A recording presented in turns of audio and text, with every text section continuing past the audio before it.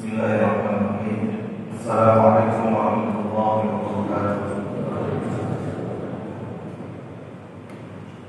Alhamdulillahilladzi arsala rasulahu bil huda wa dinil haqq liyudhhirahu 'ala ad-dini kullihi wa kafaa billahi shahida. Asyhadu an la ilaha illallah wa asyhadu anna Muhammadar Rasulullah sallallahu alaihi wa ala alihi wa sahbihi wa man tabi'ahu ila yaumil qiyamah. Amma ba'd.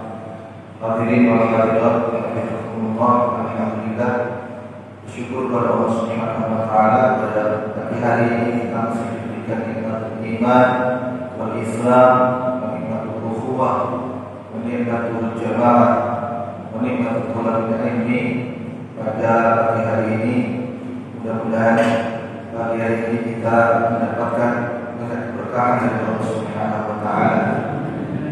Hadirin dari Allah Subhanahu wa taala, terlebih pada pagi hari ini kita akan membahas mengenai bagaimana kita mampu mencintai Rasul Muhammad SAW dan bagaimana caranya. Cinta kepada Rasul SAW adalah bagian dari integral, bagian dari secara keseluruhan keimanan kita kepada Allah Subhanahu wa taala sebagai seorang muslim yang memiliki nabi. Nabinya adalah manusia terbaik, al-Mustafa, al-Mujtaba, pilihan dari Allah Subhanahu wa taala. Rasul Muhammad sallallahu alaihi wasallam yang diutus oleh Allah Subhanahu wa taala membawa agama ini, yaitu agama Islam. Hadirin dirahmati Allah Subhanahu wa taala, maka mencintai Rasul Muhammad SAW itu bukan sekedar kita menyampaikan secara lisan pernyataan kita cinta kepada Allah Subhanahu wa taala, tetapi harus ditindaklanjuti dengan tindakan kita, dengan berbuat kita kepada Rasulullah SAW, mencontoh Rasul Muhammad SAW, bagaimana meningkatkan hubungan kita kepada Allah Subhanahu wa taala dan juga menjadi hubungan yang baik kepada sesama manusia.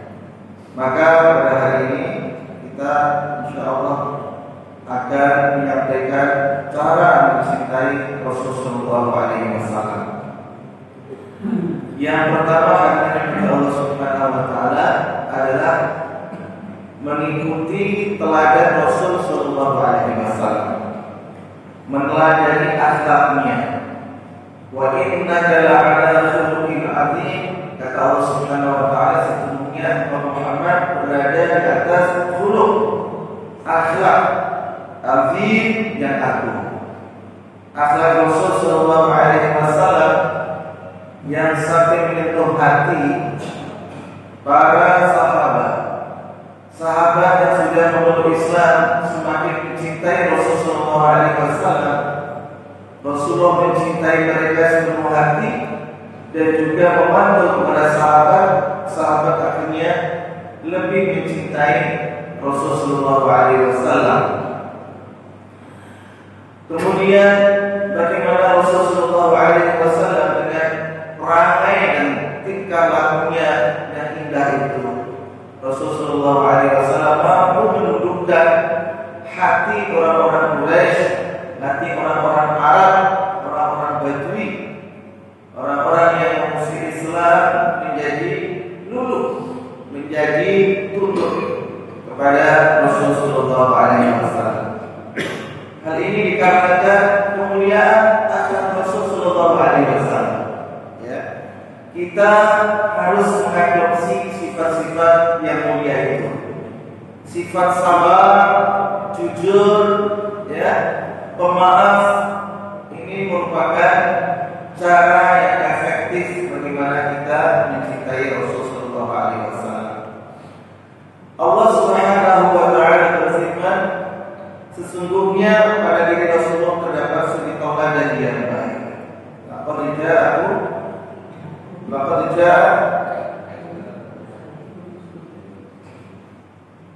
Laqad kana lakum fi Rasulillahi uswatun hasanah. Sungguh telah ada pada diri Rasulullah Alaihi Wasallam uswah hasanah, contoh yang baik. Kita terkadang kehilangan contoh. Contoh itu penting. Maka dari itu, kenapa tidak cukup Al-Quran Karim itu Allah turunkan, Allah cetak menjadi buku tanpa ada Rasul. Kenapa hanya kepada Allah Subhanahu wa Ta'ala? Mungkin kita merasa mampu untuk membacanya, membaca kalam Allah Subhanahu wa Ta'ala, menelaah, mencermati, dan juga memahami. Setelah itu kita lakukan apa yang diperintahkan oleh Allah. Kita jauhi larangan Allah tanpa ada Rasul. Bagaimana seandainya tanpa ada Rasul? Ini penting. Kenapa contoh itu ada pada diri kita? Mencontoh orang yang mampu melaksanakan itu. Sehingga Aisyah radhiyallahu anha ketika ditanya bagaimana akhlak Rasulullah Alaihi Wasallam, beliau mengatakan, "Kana khuluquhul Qur'an." Beliau akhlaknya itu dalam Al-Qur'an. Apa yang ada di dalam Al-Qur'an itulah dipraktikkan oleh Rasulullah Alaihi Wasallam, sehingga kita bisa mencontoh. Banyak buku, banyak teori yang ditulis oleh manusia, tetapi terkadang pengejauhan tahannya itu, prakteknya itu tidak ada yang mampu mempraktekannya. Ini muskilah, problem, the big problem, masalah yang besar. Maka Rasulullah SAW ibarat Al-Quran berjalan. Melihat Rasulullah SAW ingat Al-Quran Karim. Banyaknya akhlak yang diperintahkan oleh Allah Subhanahu wa Ta'ala akan dipraktekkan di dalam kehidupan ini, dan Rasulullah SAW mencontohkan. Hatinya dirahmati Allah Subhanahu wa Ta'ala. Jadi meneladani akhlak Rasulullah SAW adalah salah satu bagaimana kita mencintai Rasulullah SAW. Lalu mengamalkan sunnah-sunnah Rasulullah SAW. Sunnah itu adalah apa yang dikatakan Rasulullah SAW, perbuatan yang dilakukan oleh Rasulullah SAW. Lalu apa yang pernah ditetapkan oleh Rasulullah SAW, meskipun Rasulullah SAW tidak melakukannya atau belum melakukannya. Ini adalah sunnah Rasul Muhammad SAW. Kita melaksanakan sunnah-sunnah beliau baik dalam hal ibadah, cara-cara ibadah yang Rasul Muhammad SAW lakukan, dan juga bagaimana perilaku Rasulullah SAW sehari-hari kepada orang tua, kepada perempuan, kepada anak-anak, kepada para pembantu, bahkan kepada lawan sekalipun. Apalagi yang dimiliki Allah Subhanahu wa Ta'ala, cintanya Rasulullah SAW kepada para sahabat, masya Allah. Sampai-sampai ada sahabat yang ingin mencium perutnya Rasulullah SAW. Ini saking cintanya, dan Rasulullah SAW mempersilahkan.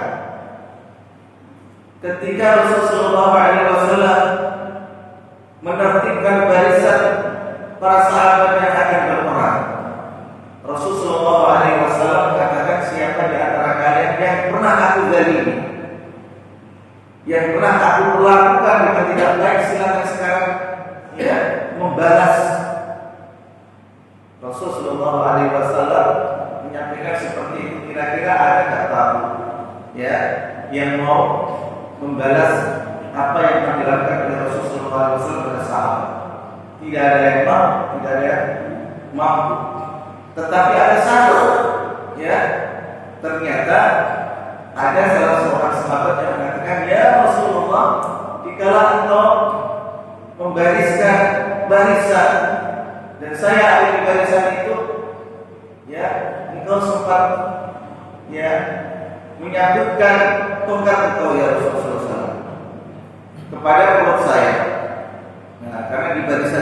lurus-lurus, ya kan? Dan kemudian dia ingin membalas, ingin memukul Rasulullah SAW dengan tongkat. Silahkan, kata Rasulullah SAW. Itu para sahabatnya yang mengatakan. Apalagi ketika dia mengatakan, ya Rasulullah, waktu itu menggunakan tongkat. Lalu Rasulullah SAW menyerahkan tongkat, diberikan tongkat itu, dan kemudian sahabat itu mendekat kepada Rasulullah SAW, tetapi tongkatnya dilempar kemudian mencium perut Rasulullah SAW. Karena katanya, ya Rasulullah, saat itu ya perut saya terbuka. Dia mengatakan itu. Rasulullah membuka perutnya. Kemudian dia mendekat, ya, dalam keadaan para sahabat khawatir mau diapakan ya Rasulullah SAW. Ternyata dia membuang tongkat Rasulullah SAW. Kemudian dia merangkul Rasulullah dan mencium perutnya. Hal ini dirahmati Allah Subhanahu Wa Taala. Ini tanda cinta Rasulullah SAW pada para sahabat. Kenapa di perang Uhud itu, Bapak dan Ibu, Rasulullah SAW pernah mengatakan, siapa yang kulitnya menyentuh kulitku, maka dia tidak akan disentuh api neraka.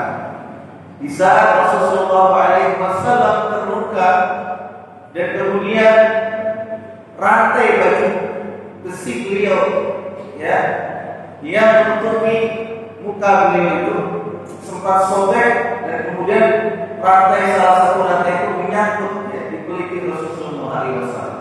Lalu dicabut oleh salah seorang sahabat yang kemudian, ya, pipinya sahabat itu dengan pipinya Rasulullah SAW itu, ya, bersentuhan, dan dia mencabut dengan giginya, mencabut rantai yang berada di pipi Rasulullah SAW. Kemudian Rasul mengatakan, siapa yang kulitnya menyentuh kulitku, maka dia tidak akan tersentuh api neraka. Ini bentuk kecintaan Rasulullah SAW, mencintai sahabat dan sahabat mencintai Rasulullah SAW. Hadirin dirahmati Allah Subhanahu Wa Taala. Jadi kecintaan itulah yang membuat para sahabat mengikuti sunnah-sunnah Rasulullah SAW. Kalau kita mencintai sesuatu, maka sesuatu itu akan senantiasa kita ingin agar kita bisa mengikutinya.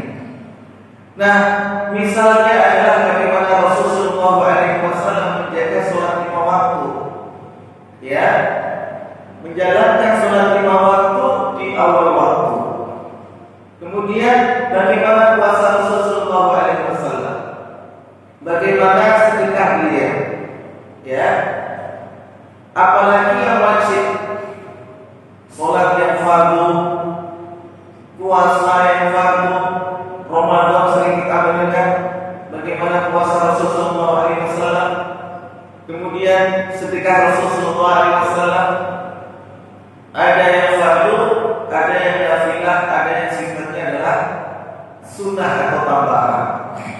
Sholat Rasulullah SAW dalam tahajudnya, wa minal laili fatahajjad bihi nafilatan lak asa an yab'atsaka rabbuka maqaman mahmuda. Dan Allah menjanjikan kepada kita semua, seharusnya kita bertahajud. Fatahajjad, bertahajudlah, perintah dari Allah Subhanahu Wa Taala. Dan ketika kita mencintai Rasulullah SAW, mengikuti sunnah-sunnahnya, salah satunya adalah sholat tahajud. Kita mungkin belum mampu untuk melaksanakan sholat tahajud seperti Rasulullah SAW. Pak Bu, bagaimana tahajud Rasulullah SAW? Tahajudnya lama, ya, tahajudnya sampai kakinya bengkak-bengkak. Mungkin kita tidak sampai seperti itu, ya. Sebagaimana para ulama-ulama, ya, dahulu mereka menjalankan sholat tahajud dengan bacaan-bacaan Al-Qurannya yang direnungi dan ditadaburi sampai mereka menangis. Maka untuk mencintai Rasulullah SAW, kita dengan cara mengikuti sunnah-sunnah Rasul Sallallahu Alaihi Wasallam. Bagaimana wudu sekutunya, ya. Bagaimana beliau senantiasa menjaga ya hubungannya dengan Allah Subhanahu wa taala. Ini kita mengikutinya, ya, berkhutbah kepada beliau, ya. Hal-hal yang kecil Pak, seperti memotong kuku, ya kan. Nah, kadang-kadang kita juga dalam hal ini luput, gitu ya. Kuku kita panjang dari potong-potong, ya kan. Sedangkan ada 5 sunnah para rasul, gitu kan. Salah satunya adalah memotong kuku. Bahkan ini bukan hanya sunnah Rasulullah SAW saja. Rasul-rasul sebelumnya juga ada sunnahnya. Ya. Apa yang diberikan Rasulullah SAW kepadamu maka terimalah, dan apa yang dilarangnya maka tinggalkanlah. Surah Al-Hasyr. Wa ma atakumur rasulu fakhudhu wa ma nahakum anhu fantahu. Ya. Jadi Rasulullah SAW sebagai contoh model, role model dari praktek Al-Quran itu, kemudian Rasulullah SAW juga menyatakan hal yang sifatnya perintah kita lakukan. Kalau Rasulullah SAW melarang sesuatu, ya kita menjauhinya. Simple sudah, ya. Tidak usah neko-neko, ya. Itu yang pertama yang dinikmati Allah Subhanahu wa taala, meneladani Rasulullah SAW dalam akhlaknya dan juga sunnahnya. Kemudian ada kaitannya dengan apa Pak? Membedakan antara yang itu adalah sunnah Rasul, ya, dan itu adalah akhlak, ya, yang kaitannya dengan ibadah akhlak, dan juga kaitannya dengan akhlak. Yang namanya akhlak itu, ya, seharusnya kita lakukan. Tapi kalau kaitannya dengan praktek-praktek ibadah, itu harus kita lakukan. Ya, harus kita lakukan. Yang kedua yang dinikmati Allah Subhanahu wa taala adalah memperdalam ilmu tentang Rasulullah SAW. Memperdalam ilmu tentang diri Rasulullah SAW. Kita ingin mencintai Rasulullah, tetapi kita belum tahu banyak mengenal sosok Rasul Muhammad sallallahu alaihi wasallam. Khalqan wa khuluqan, secara penciptaan dan juga secara akhlaknya. Belum banyak mengenal itu. Dan buku-buku tentang Rasul sallallahu alaihi wasallam itu banyak sekali. Bagaimana para pengarang buku, penulis buku tentang sirah nabawiyah, tentang kehidupan Rasulullah SAW, bermacam-macam cara penulisan, ya, ulama-ulama penulis tentang diri Rasulullah SAW. Ada kalanya menulisnya secara kronologis. Biasanya ketika menulis secara kronologis itu mulai dari kondisi Arab sebelum Rasulullah SAW diutus. Setelah itu Rasulullah lahir. Setelah lahir waktu kecilnya seperti apa? Waktu anak-anak, ya, menjadi seorang anak dalam keadaan yatim, kemudian remaja, menjadi muda, menikah, setelah menikah sampai umur 40 tahun menerima wahyu, ya. Terus setelah itu sampai 63 tahun wafat, ya. Hari ini bulan Rabiul Awal adalah tahun kelahiran dan wafatnya Rasulullah SAW. Bulan kelahiran dan wafatnya Rasulullah SAW. Secara kronologis, ya, seorang ulama itu menulis tarikh sejarah sirah. Ya, sebenarnya ada perbedaan kenapa dinamakan sirah.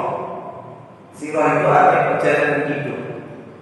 Ada tarikh, ada kisah, ya, dalam Al-Quran kisah-kisah para nabi.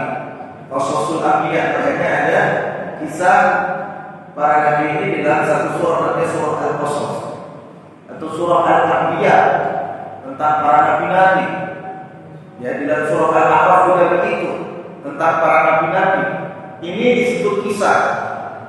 Lalu ada tarikh, ya, tarikh itu ya sejarah itu. Sejarah peradaban manusia lebih umum lagi. Ada dongeng, ya. Ada dongeng. Kalau dongeng itu kaitan dengan mitos-mitos.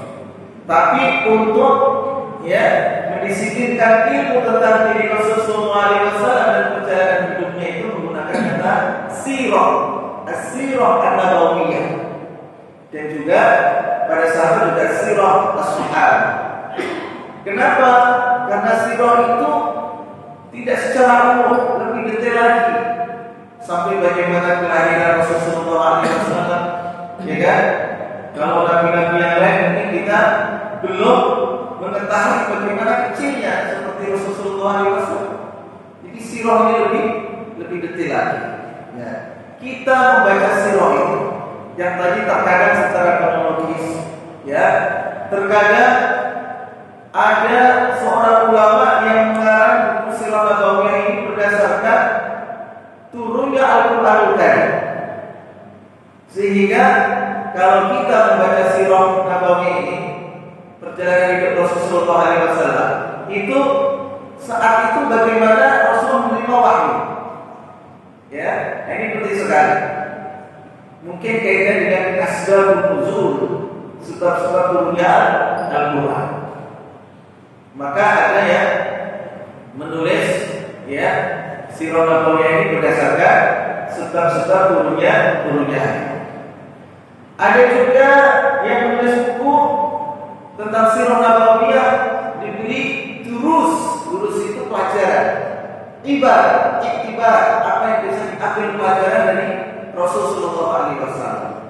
Ya, kadang-kadang ada dicantumkan di situ pendapat orientalis, pendapat yang negatif terhadap Rasulullah SAW. Misal, ya, Rasulullah SAW karena istrinya banyak, gitu.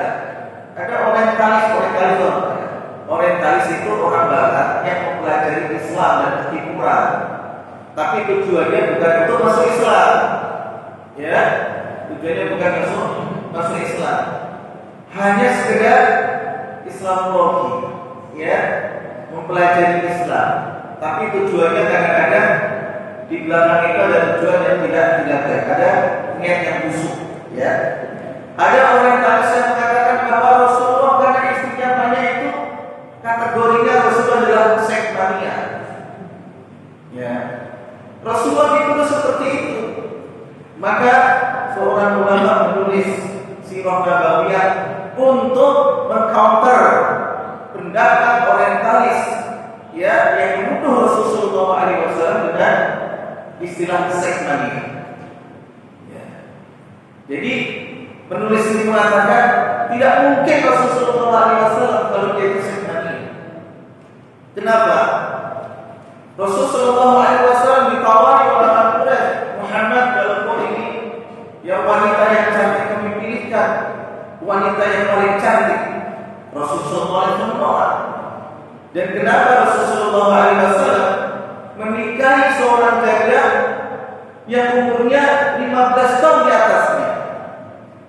Bagi yang memiliki ya sifat tadi segmennya, pasti yang dicari adalah yang lebih di bawah umurnya, ya, entah 5 tahun atau 10 tahun, ya, dicari yang gadis, ya kan? Tetapi kenapa janda? Ini kemudian ketika siapa Khadijah radhiyallahu anha wafat, beliau menikahi janda lagi. Ya, ada Sauda, ada Hafsah, ya, dan banyak. Ya, Rasulullah SAW menikahi yang sudah janda. Jadi ulama ini ketika menulis sirah nabawiyah ini, ya, itu tidak sekedar membeberkan peristiwa-peristiwa yang alami Nabi, tetapi bagaimana ya menjawab tuduhan-tuduhan yang dilontarkan oleh orang-orang barat. Artinya kepada Allah Subhanahu wa taala, kemarin kita lihat tuh ya ada yang mirip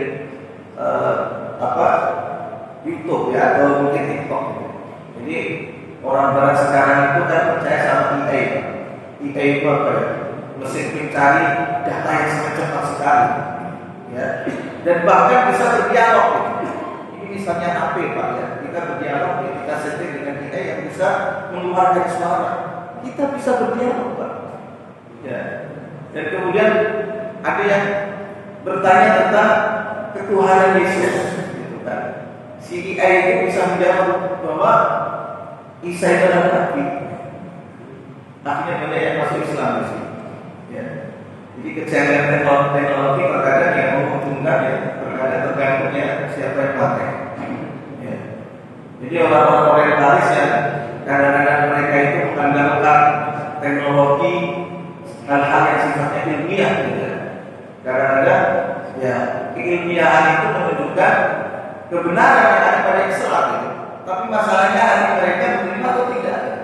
Jadi termasuk orang-orang orientalis ini yang sangat kecil untuk Rasulullah SAW seperti yang kita sebutkan tadi.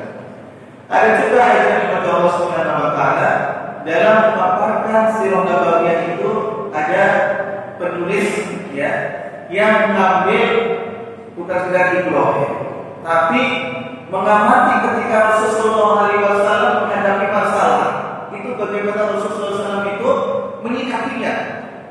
Ya, ini ada buku sirah nabawiyah itu, ya, menulisnya dalam rangka untuk mencari solusi-solusi yang didapat dari bagaimana Rasulullah SAW menghadapi masalah. Solusinya apa? Itu ada dua ciri, ya, manhaj haroki, ya, manhaj haroki. Jadi kata haroka, bergerak. Rasulullah SAW ketika menghadapi masalah itu, bagaimana sikap Rasulullah SAW? Bagaimana beliau bergerak untuk menghadapi masalah ini? Yang tentunya pasti dipadu oleh Al-Quran dan Wahyu. Nah ini membaca buku sirah itu, Bapak dan Ibu, itu akan semakin membuat kita cinta kepada Rasulullah SAW. Sebegitu detailnya, sehingga kita mampu untuk menjawab tuduhan-tuduhan orang yang dari luar tentang diri Rasulullah SAW. Ya, kadang-kadang kita gimana ya, Rasulullah SAW itu ketika menyikapi sesuatu dan memberikan keputusan, ya. Jadi ya, sampai ada kata-kata ketika Rasulullah SAW dalam perjanjian Hudaybiyah tahun ke-6 Hijrah, itu seakan-akan beliau itu ya setuju saja apa yang diinginkan orang-orang Quraisy, dan itu merugikan umat Islam. Masa perjanjian ada begini?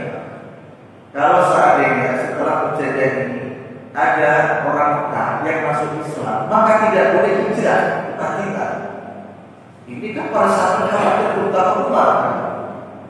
Ya, kemudian saat itu ya Umar protes kepada Rasulullah SAW, dan Rasulullah SAW tetap ya memegang perjanjian itu, sudah ditanya soalnya. Sampai Umar mengatakan, wahai Abu Bakar, ya, ngomong sama Abu Bakar, bukankah dia seorang Rasul seperti ini? Sampai berani mengatakan begitu. Tapi Abu Bakar, ya kan, itu tadi apa yang datang dari Rasulullah diterima, sebagaimana peristiwa Isra dan Mi'raj. Jadi terkadang kesannya begini, Bapak dan Ibu, seakan-akan itu tidak jelas apa yang diputuskan oleh Rasulullah SAW. Maka ada yang mengatakan begini, di dalam ketidakjelasan itulah ada kejelasan. Ini kadang-kadang yang perlu kita tangkap. Mungkin ulama-ulama kita dalam bersikap, ya, menyikapi masalah-masalah kekinian, kadang-kadang kita merasa ini bukan kejelasan. Kadang-kadang disitulah kejelasannya.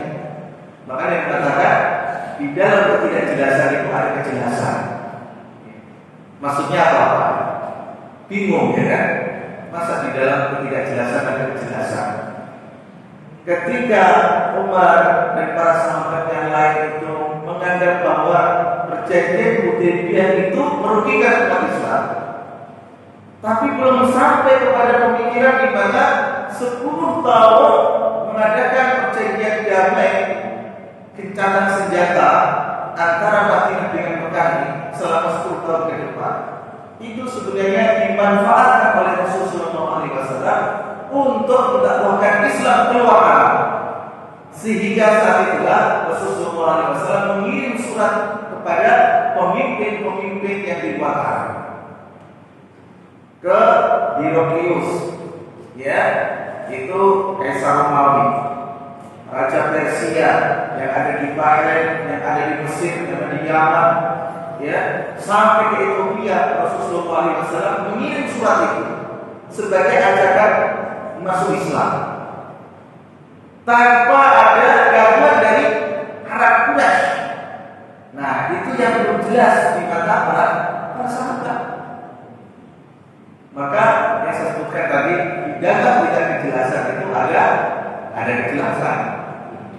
Dan ini bisa ditangkap ketika benar-benar kita membaca Sirah Nabawiyah, ya, membaca perjalanan hidup Rasulullah SAW. Hadirin dirahmati Allah Subhanahu wa taala, maka mempelajari atau membaca Sirah Nabawiyah itu penting. Sebagai apa? Ya, contohnya ada loh. Al-Quran mengatakan seperti ini, memerintahkan satu perintah. Maka bagaimana Rasulullah SAW melaksanakan perintah itu? Jadi ada contohnya. Kalau anak disuruh oleh orang tuanya tanpa dicontohkan oleh orang tuanya, terkadang anak itu juga tidak tahu bagaimana caranya. Tapi ketika ada contoh, oh seperti itu toh cara melaksanakannya, ya kan? Apalagi kalau ada orang tua, ya, nyuruh sholat dia sendiri nggak sholat. Ada orang tua pernah mengatakan begini, biarlah anak saya masuk surga, biarlah saya masuk neraka, yang penting anak saya masuk surga. Ada juga begitu, ya. Nah ini gimana dia bisa jadi contoh, ya kan? Ada yang berkata begitu, ya. Qul in kuntum tuhibbunallaha fattabi'uni yuhibbukumullah wa yaghfir lakum dzunubakum wallahu ghafurur rahim. Nah, salah satu cinta kepada Rasulullah SAW adalah mengikuti sunnah-sunnah Rasulullah SAW, dan ketika kita ingin mengikuti sunnahnya maka kita harus membaca kehidupan, perjalanan hidup. Ya.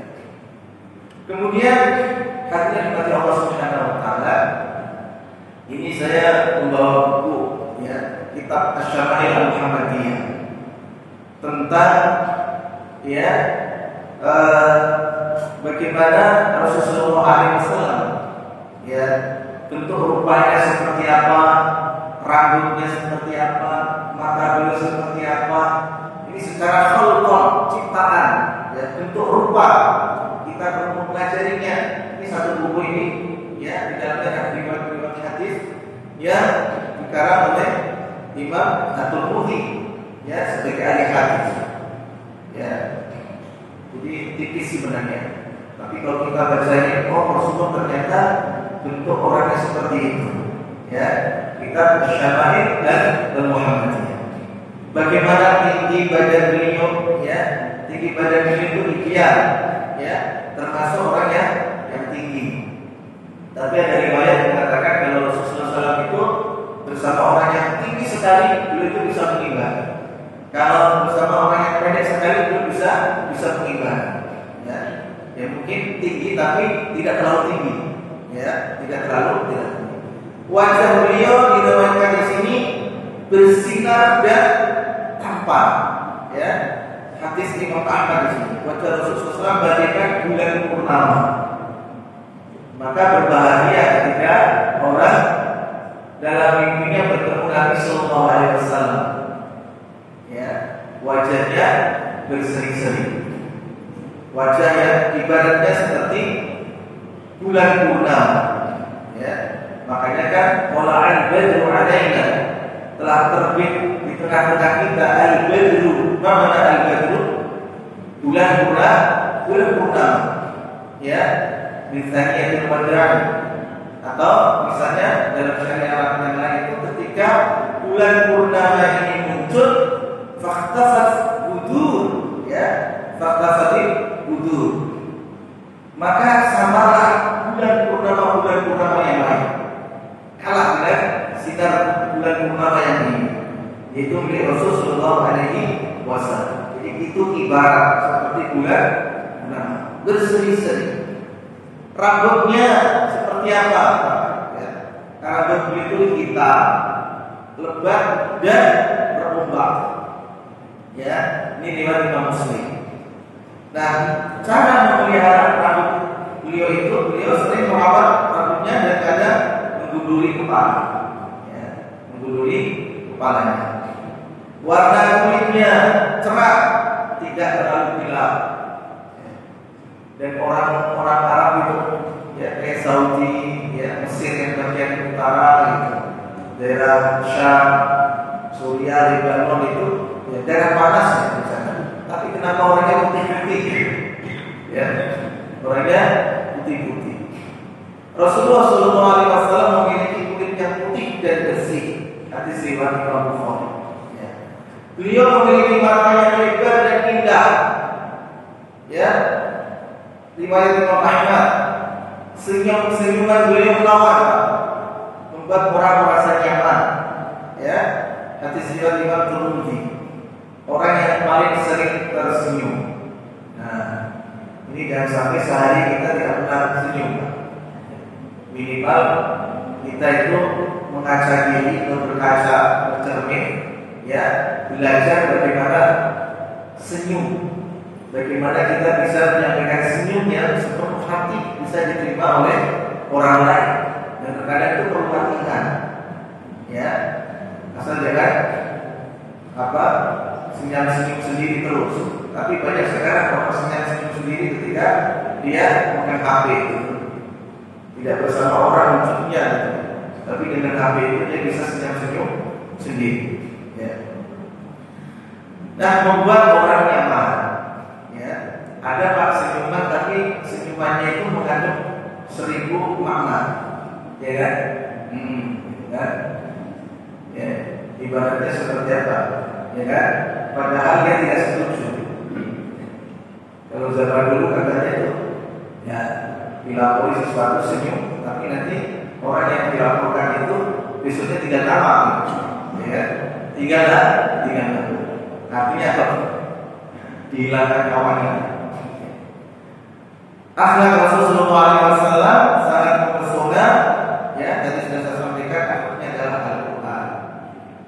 Bagaimana Rasulullah SAW orang yang jujur, ya, orang yang paling jujur, ya, Imam Bukhari. Sabar, ya, dikenal dengan sabar dalam menghadapi ujian dan cobaan.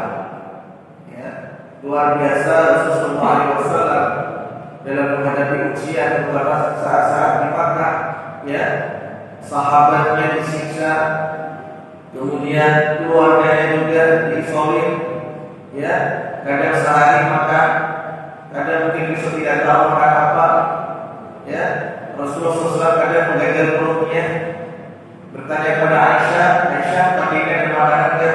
Tidak ada ya Rasulullah. Kalau tidak ada, ya sudah puasa. Ya, Rasulullah SAW sangat sabar, dicaci, dimaki dengan berbagai macam kata-kata yang menyakitkan, ya, tuduhan-tuduhan. Jadi tuduhan kepada Rasulullah SAW sejak dulu sudah beliau alami, ya, sampai beliau tidak ada, sampai beliau meninggalkan kita, ya, tetap ada yang menuduh macam-macam. Dahulu Rasulullah SAW dituduh tukang sihir, ya, tukang tenung, kahin, peramal, macam-macam. Tapi Rasulullah SAW sabar, ya, dermawan, beliau sangat dermawan. Beliau adalah pemaaf. Ini ada hadisnya semua, memaafkan kesalahan orang lain. Ya, maka salah satu trik manajemen marah itu adalah walqadi minal ghaib, menahan amarah, ya, wal 'afina 'anil nas, dan memaafkan. Ya, kita itu boleh marah enggak? Boleh marah enggak? Boleh, ya. Maka dalam Al-Quran ini ada 3 kata yang berbeda-beda yang Allah ungkapkan tentang marah. Ada ghadab, artinya marah. Ada ghaib, marah. Ada ghidab, marah. Semuanya marah ini, Pak. Ya.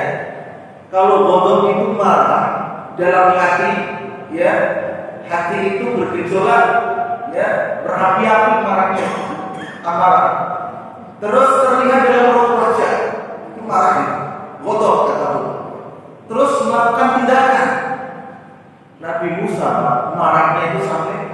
menjambak ya, Nabi Harun marah itu ya, kemudian melempar laut, melempar papan yang isinya ada 10 perintah yang beliau terima di Gunung Sinai.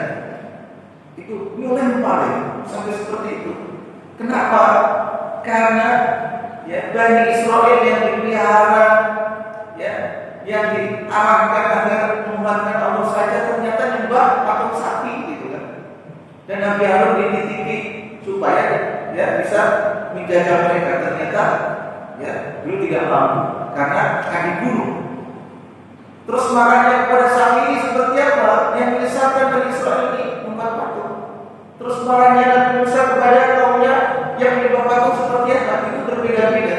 Jadi satu kasus ya, itu perlakuan marah ini kepada tiap objek itu berbeda-beda. Nah itu bodoh. Ada pelampiasannya, melihat raut wajahnya kelihatan. Ini kata bodoh. Kata goib, Pak. Goib itu marah tapi dalam hati, Pak. Tidak bisa diungkapkan. Bahkan tidak kelihatan dia itu marah. Nabi Yakub, Pak, putra-putranya itu bagaimana? Ngeselin, Pak. Masa ya Nabi Yusuf adiknya yang lain itu gitu kan, dilempar ke sumur, Pak. Ya, katanya diterkam serigala. Itu Nabi Yakub marahnya luar biasa. Karena masalahnya bukan sekedar kehilangan anak. Kehilangan nanti bagaimana kenabian itu bisa lanjut atau tidak. Berharap Nabi Yusuf nanti melanjutkan kenabian. Marah itu bertahun-tahun gitu. Tapi tidak kelihatan marahnya. Ini goib. Makanya Allah mengatakan walidaya ditinggal goib, orang yang menahan marah. Itu termasuk ciri-ciri orang yang bertakwa. Lalu ada satu Pak, ridho. Kalau dalam perang Pak, dia nggak bisa musuh, ya kan? Udah menyerah, terus kita maafkan. Tapi kita udah babak belur, ya kan? Makanya ada syariat jihad di sini. Di kala perang harus waliyajidu fikum ridho. Hendaknya mereka umat Islam itu di saat perang itu menunjukkan ridho, kekerasannya, ketegasannya. Itu macam-macam. Nah ini Rasulullah SAW sendiri terkenal memaaf, ya. Memaaf. Banyak peristiwa yang menyatakan rendah hati, cinta kepada keluarganya, putrinya, anaknya, istri-istrinya. Masya Allah. Bagaimana Rasulullah SAW ya ketika di masjid datang istrinya bernama Maria Al-Qibtiyah. Ya, datang dari jauh, rumahnya lebih jauh. Rasulullah tidak tega untuk melepaskan pulang begitu saja. Disuruh mampir ke rumah Rasulullah yang dekat, tapi rumah itu adalah untuk Hafsah. Ya, untuk Hafsah. Hafsah pas pergi ke rumah bapaknya kepada foto. Pulang. Ini hormat kota juga. Tadi saya tutup. Ini ada siapa? Ternyata ada Maria Al-Qibtiyah, istri Nabi yang lain. Itu Hafsah itu parah Rasulullah. Tapi Rasulullah SAW, Masya Allah ya, hatinya sangat lembut sekali ya. Luar biasa di situ sampai turun ayat suci Al-Quran. Perlakuan Rasulullah SAW kepada sesama manusia ini tadi sudah kita sampaikan. Lalu cara bercerita Rasulullah SAW adalah menghadiri majlis ilmu ya, majlis ilmu seperti ini. Ya, kadang-kadang bertahap, makanya ada tema tentang sirah nabawiyah. Ya, satu kali pertemuan itu membahas satu peristiwa yang dialami Rasulullah dan para sahabat. Nah, ini akhirnya membuat kita semakin cinta kepada Rasulullah SAW. Lalu mendoakan Rasulullah dengan bersolawat, memperbanyak salawat. Man shalla alaihi sholatan sallallahu alaihi asyara. Siapa yang bersolat kepada Nabi sekali, maka Allah akan membalas salawatnya itu 10 kali. Mungkin ada yang mengatakan, Nabimu itu kan sudah hebat, kenapa masih kamu doakan? Emang dia perlu ditolong? Kita kadang-kadang ada seperti itu.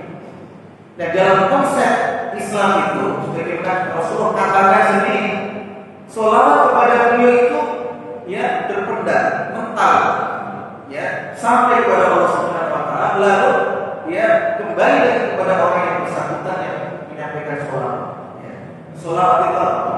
Ya, doa agar mendapatkan rahmat dan takdir, ya, kasih sayang dan penghormatan dari Allah Subhanahu wa taala.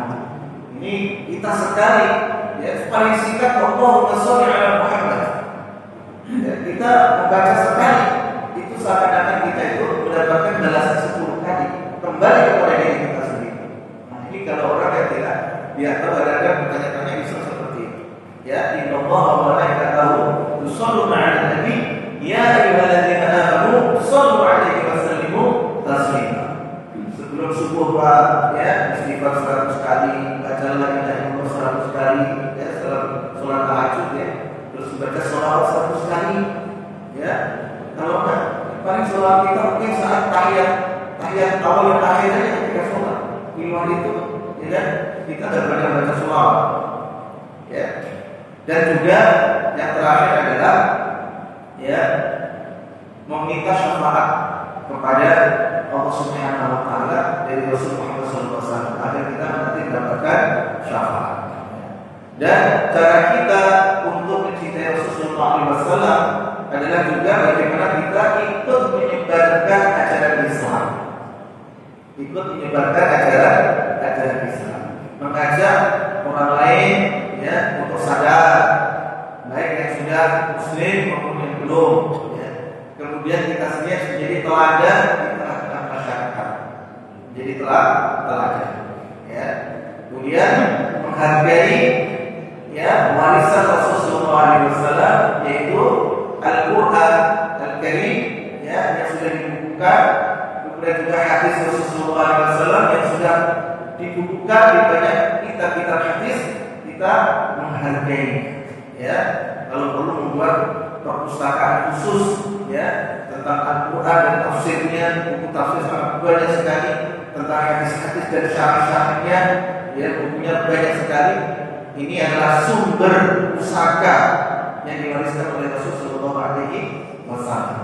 Demikian kepada nikmat Allah, mudah-mudahan kita semakin mendapatkan cinta kita kepada Rasulullah SAW, dan juga insya Allah setelah kita mencintai, kita mampu menjalankan perintah-perintah Allah, menjauhi segala larangannya, dan juga mengikuti sunnah-sunnah Rasul Muhammad SAW. Itu saja yang bisa saya sampaikan dan bermanfaat. Aku qouli hadza wa astaghfirullah li wa lakum wa lakum. Maka silakan kalau ada yang bertanya, kita kasih kesempatan. Ya, wassalamualaikum.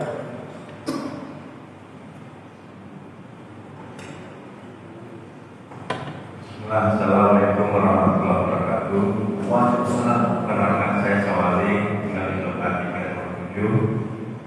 Salah satu pertanyaan saya adalah kaitan dengan sikap atau tauhid Nabi dalam memaafkan. Bagaimana caranya Nabi Muhammad itu bermusuhan dengan lawannya? Bermusuhan dengan lawannya saat perang. Tentunya lawannya juga Nabi Muhammad adalah musuhnya. Bagaimana sikap Nabi terhadap mereka? Kalau mungkin pasti Nabi memaafkan. Kaitannya dengan Nabi Allah dan Nabi Nas. Seorang manusia itu harus saling memaafkan. Apakah jarak antara maaf dan memaafkan ini sudah terputus? Karena Nabi sendiri sudah memaafkan orang tersebut, sementara orang tersebut belum memaafkan beliau. Nah, kedua, maaf juga kaitannya dengan hubungan dengan teman atau dengan istri. Dengan istri, apakah seorang laki atau kita di sini punya sikap marah dalam hati dari disebutkan dengan cara tidak berbicara 1 atau 2 hari? Apakah sikap seperti ini diperkenankan? Terima kasih itu aja. Assalamualaikum warahmatullahi wabarakatuh. Waalaikumsalam warahmatullahi wabarakatuh. Dalam Al-Quran Allah mengatakan fasfahi sofhal jamil. Fasfahi sofhal jamil. Mungkin ada kita senada itu fasfahi sofhal jamil, sabar dengan apa, baik, ya, kemudian memaafkan dengan baik, ya. Memang ada ayat, ya, fa'tadu alaihi mithli ma'tada alaihi. balaslah sebagaimana mereka memperlakukan kalian, gitu kan? Kalau mungkin dalam konsep Injil itu, ya kan, mungkin berbeda dengan fakta ini. Nah, makanya dalam Islam itu ada kisos, ya kan?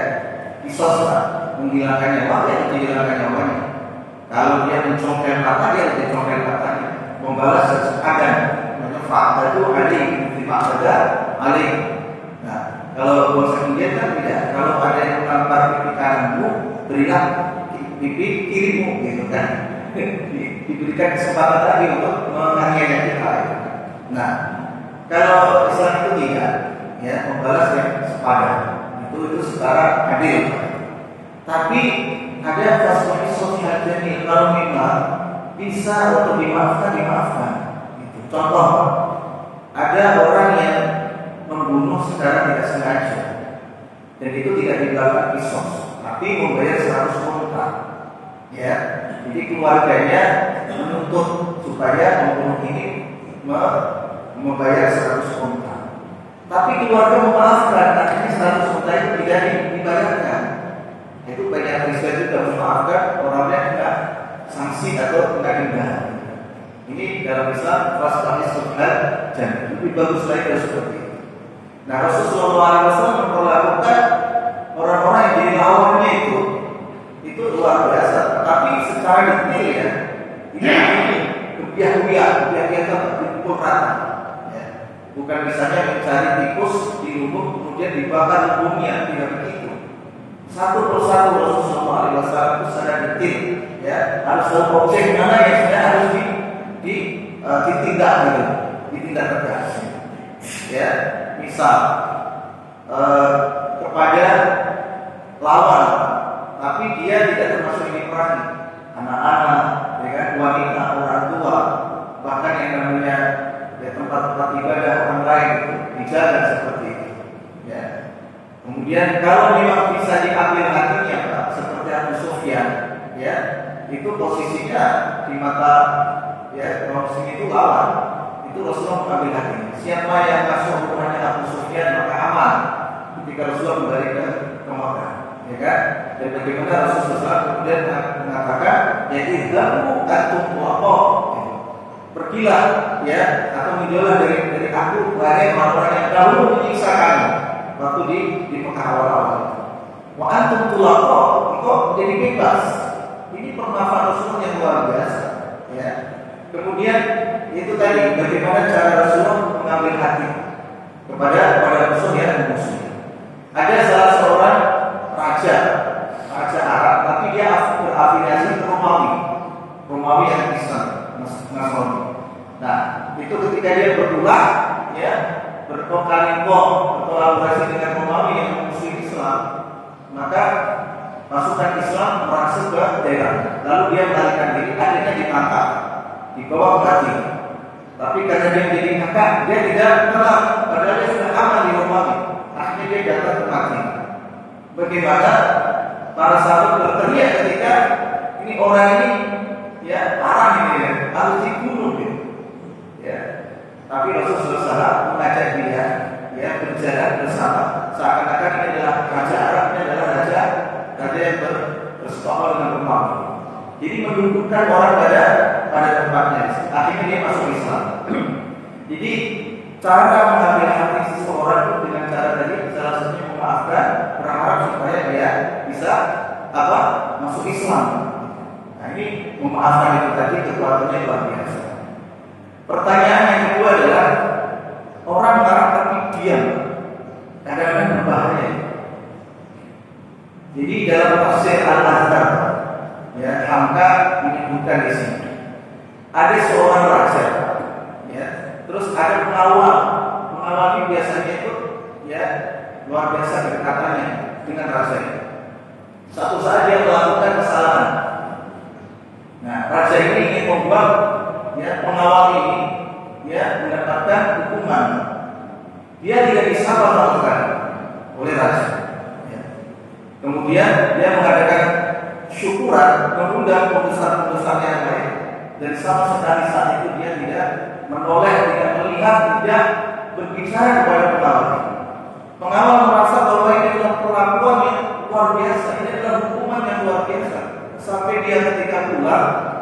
istrinya bergejolak di situ, ya akhirnya dia bunuh diri. Kenapa? Kesimpulannya adalah kalau saya sudah dibenci raja, ya maka buat apa saya hidup di dunia ini? Mending saya mati saja. Akhirnya bunuh diri. Ini memperlakukan marah kepada seseorang ketika didiamkan.